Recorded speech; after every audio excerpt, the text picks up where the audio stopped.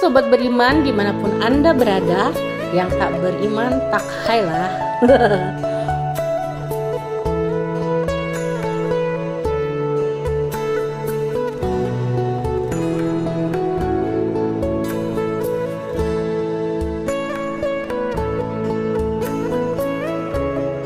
Suku Dayak Iban. Yang pertama adalah ngayau. Ngayau merupakan tradisi berburu kepala musuh. Seorang lelaki suku Dayak Iban akan menjalani tradisi ngayau saat ia beranjak dewasa. Bila ia berhasil, pemuda tersebut dianggap telah dewasa dan mendapat gelar sebagai bujang berani. Seorang bujang berani mendapatkan hak-hak antara lain untuk menikah, untuk mentato tubuh, dan memakai aksesoris prajurit.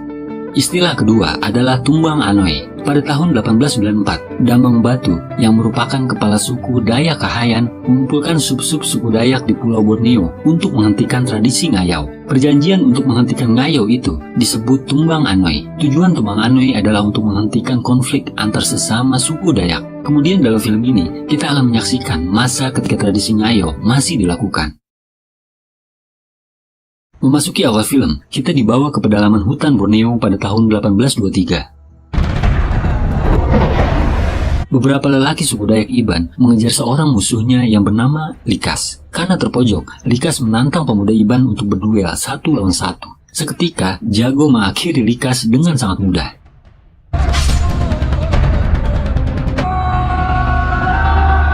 Kemudian kita dibawa ke rumah Panjang, kediaman Jago.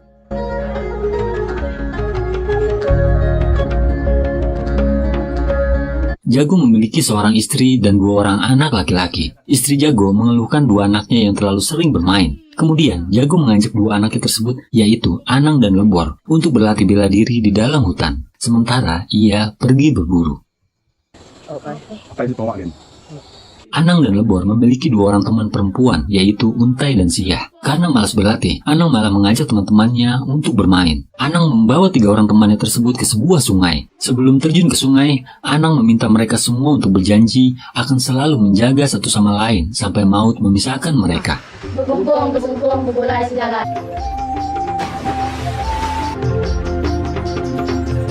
Sampai sore hari, mereka belum juga kembali. Anang berburu burung enggang dengan sumpitnya. Lalu, ia memberikan hati burung enggang kepada Untai. Kemudian saat itu juga, Anang menyatakan cintanya kepada Untai.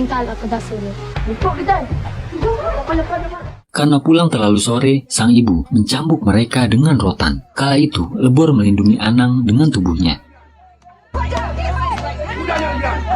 Malam harinya, Jago mengobati tubuh Lebor yang dipenuhi luka cambukan. Sambil mengoleskan ramuan, Jago meminta Lebor berjanji untuk selalu melindungi adik dan ibunya.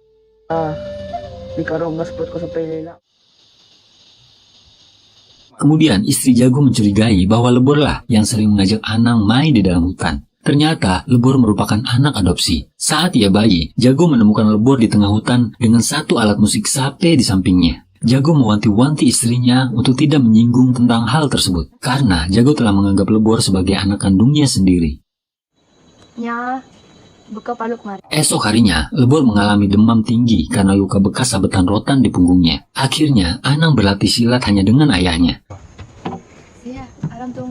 Mesti sikap jadi bujang berani.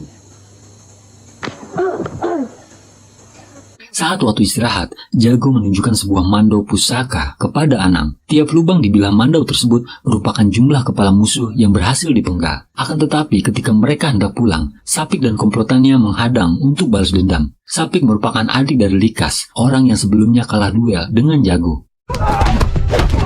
Meski dikeroyok, Jago berhasil menjatuhkan lawan-lawannya. Namun ketika leher Anang ditodong, Jago pun menyerah. Lalu akhirnya, tepat di hadapan Anang, sapi memisahkan kepala dari tubuh Jago.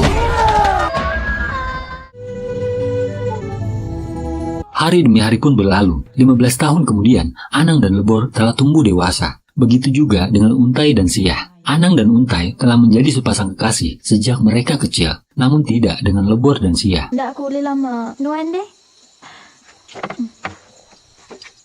Meskipun telah lama berlalu, Anang tentunya tidak bisa melupakan saat Sapik memenggal kepala ayahnya. Niat untuk balas dendam masih mengganjal di hati Anang. Untuk itu, Anang membuat jebakan dari bambu runcing di jalur yang biasa dilewati oleh Sapik.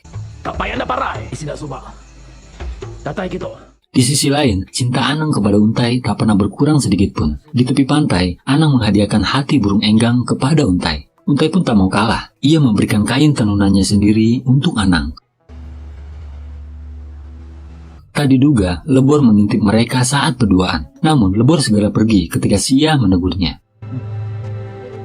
Beberapa hari kemudian, Apai yang merupakan kepala suku mengumumkan juara penenun terbaik di Rumah Panjang. Gadis yang memenangkan penghargaan tersebut adalah Untai. Untai pun mendapat penghargaan Indu Takar atas prestasinya. Tahu tak kah? Mana amat di Bandung lauknya lagi.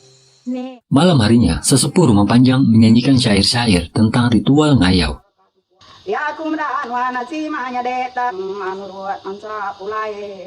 Ritual ngayau ditujukan untuk para pemuda Rumah Panjang untuk menjadi bujang berani. Bujang berani adalah seorang lelaki Dayak Iban yang berhasil membawa pulang kepala musuhnya.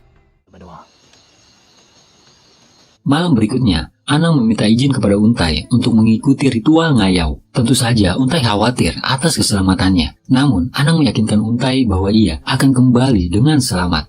Mulai tua.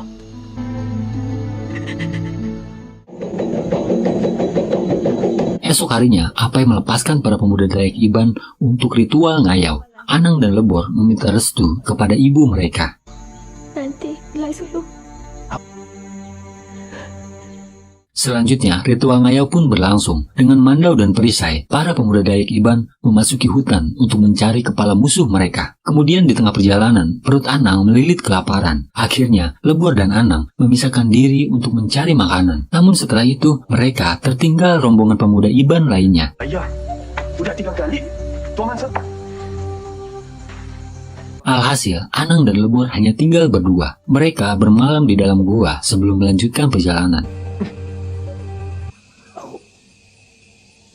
Esok paginya, Anang dan Lebor telah memasuki daerah musuh. Di tengah perjalanan, seekor ular berbisa hampir mematuk Lebor. Seketika, Anang memenggal kepala ular tersebut, lalu menyimpan kepalanya. Namun tiba-tiba, mereka diserang oleh musuh.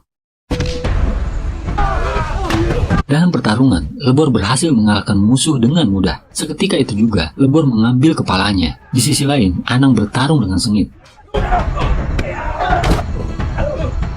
Pada saat terdesak, Anang menggunakan kepala ular berbisa untuk mengalahkan musuhnya. Akan tetapi, Anang tidak tega untuk memenggal kepala sang musuh. Akhirnya, Lebor mengambil tugas tersebut. Kemudian, ia memberikan kepala musuh kepada Anang agar Anang mendapat gelar sebagai bujang berani. Sementara itu di atas sungai, Sia mengatakan bahwa Untai sangat beruntung. Ia memiliki prestasi dan orang yang dicintai. Hal itu sangat berbeda dengan Sia. Namun Untai mengatakan bahwa Sia juga memiliki keistimewaannya sendiri. Esok harinya, Anang dan Lebor tiba di Rumah Panjang. 2 kepala musuh yang mereka bawa menjadi bukti bahwa mereka pantas mendapatkan gelar sebagai bujang berani. Esok harinya, ritual penyambutan digelar. Apai, yang merupakan kepala suku, memakaikan topi burung enggang kepada Anang dan Lebor sebagai simbol bahwa mereka telah menjadi prajurit Dayak Iban. Selain itu, mereka berdua berhak untuk mentato tubuh mereka. Dalam suku Dayak, letak dan motif tato memiliki arti tersendiri. Beberapa hari kemudian, Anang memberanikan diri untuk melamar Untai. Untai menyambut lamaran tersebut dengan pelukan. Aku tua kita Pak Penuato. Kena tentu. Dalam tradisi Iban, seorang laki-laki yang hendak menikah harus mampu memanjat tiang Rumah Panjang. Kemudian dengan penuh semangat, Anang mulai memanjat tiang untuk menemui Untai. Namun ternyata memanjat tiang Rumah Panjang tidaklah mudah. Anang sempat terjatuh beberapa kali karena permukaan kayu ulin yang licin. Lalu setelah berjuang sekuat tenaga, akhirnya Anang berhasil memanjat tiang untuk menemui Untai. Tinggi ke tiangnya. Digagai aku, Mehde. Semenjak saat itu, Anang dan Untai menjadi sepasang suami istri. Menuanya mana? Di sisi lain, Sapik berencana untuk merebut Rumah Panjang yang didiami Anang dan Lebor. Mereka hendak meminta bantuan pemimpin bajak laut bernama Anton untuk menambah jumlah prajurit. Lemu mudah dikena kita nyala kesidap. Lalu esok harinya, Sapik menemui Anton di tepi pantai. Anton merupakan sahabat dari Likas, kakak dari Sapik. Kematian Likas dijadikan alasan oleh Sapik untuk meminta bantuan Anton. Kabar tentang rencana Sapik pun terdengar di rumah Panjang. Apai mengadakan musyawarah untuk menyusun strategi. Akhirnya diputuskan bahwa para senior akan berpatroli di pinggir pantai, sementara para pemuda Iban akan berjaga di rumah Panjang. Beberapa hari kemudian pertempuran pun terjadi. Para senior berperang di tepi pantai. Di saat yang sama, Sapik dan sebagian prajuritnya menyerang rumah Panjang. Di tengah pertempuran, Untai berlari untuk melindungi Anang. Karena sebagian pasukannya telah tewas, akhirnya Sapik memutuskan untuk mundur. Akan tetapi, beberapa hari kemudian, saat Anang berada di pondoknya, seseorang melemparkan sesuatu. Betapa terkejutnya Anang. Sesuatu tersebut merupakan kepala Untai. Seketika, Anang teringat perkataan Sapik saat peperangan. Jaga mana-mana.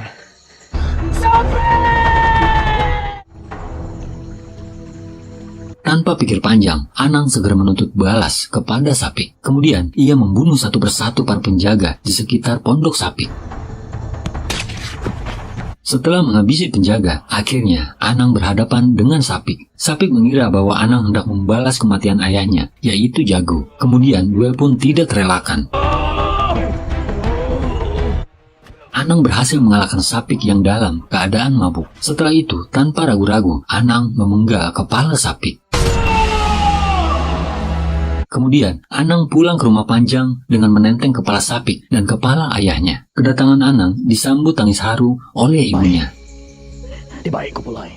Karena keberanian dan kemampuannya, Anang diangkat sebagai panglima prajurit di rumah Panjang tersebut. Meskipun mendapat kehormatan sebagai panglima, kematian Untai membuat hidup Anang serasa tidak berarti. Dalam kegalauannya, tiba-tiba Siah menceritakan hal yang sangat mengejutkan. Nak padah bersalah. Saat Untai dan Siah hendak pulang dari hutan, tiba-tiba Lebor menghampiri mereka. Lebor meminta Siah untuk pulang lebih dulu. Lalu tiba-tiba Lebor menyatakan cintanya kepada Untai. Bahkan Lebor mengajak Untai untuk menikah. Untai yang telah diperistri oleh Anang tentu saja menolak. Kemudian Lebor menyeret Untai dengan paksa lalu membunuhnya. Cerita Siah diperkuat dengan gelang milik Untai yang digunakan oleh Lebor. Dengan emosi yang membara, Anang mencabut mandaunya untuk membunuh Lebor. Anang sudah tidak bisa lagi mendengarkan pembelaan Lebor. Namun saat ia mengejar Lebor, Anang terjatuh ke dalam perangkap yang sebelumnya ia buat sendiri. Seketika tubuh Anang tertembus bambu runcing dalam perangkap tersebut. Kemudian Lebor mencabut bambu-bambu yang menancap lalu memindahkan Anang. Bunuh Untai. Anang masih mempertanyakan mengapa Lebor begitu tega membunuh Untai. Lebor pun bersumpah bahwa bukan ia yang membunuh Untai. Lalu tiba-tiba Siah menghampiri mereka. Siah mengatakan bahwa yang seharusnya mati adalah Lebor, bukan Anang. Yang lebih mengejutkan lagi, Siah mengungkapkan cintanya kepada Anang. Aku sayang kepada Anang. Lalu akhirnya kebenaran pun terungkap. Ternyata sejak kecil Siah telah menyukai Anang. Namun Anang tak pernah menanggapinya karena ia menyukai Untai. Untai dan Siah bagai madu dan racun. Untai selalu berprestasi dan menjadi contoh baik. Sementara itu Siah selalu tertinggal dan menjadi contoh buruk. Bahkan Lebor pun tidak menanggapi Siah karena Lebor menyukai Untai.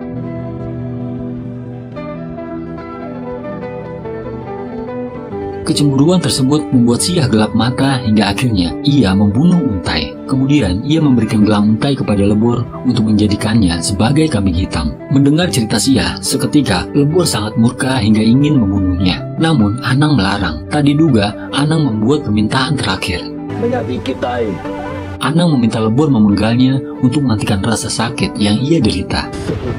Pada damai diri. Selain itu, Anang teringat nasihat ayahnya bahwa prajurit Iban sejati bukanlah yang paling banyak memenggal kepala musuh, melainkan ia yang paling banyak mengorbankan dirinya. Lalu, demi mengakhiri penderitaan Anang, Lebor mencabut mandau lalu memenggal kepala Anang.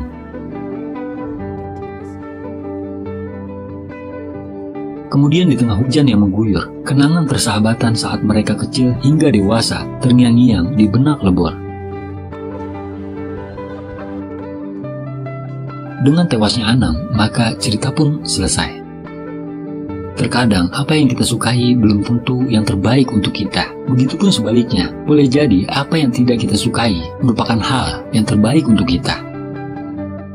Akhir kata, terima kasih telah menonton. Jangan lupa subscribe. Tetap semangat kawan dan wassalam.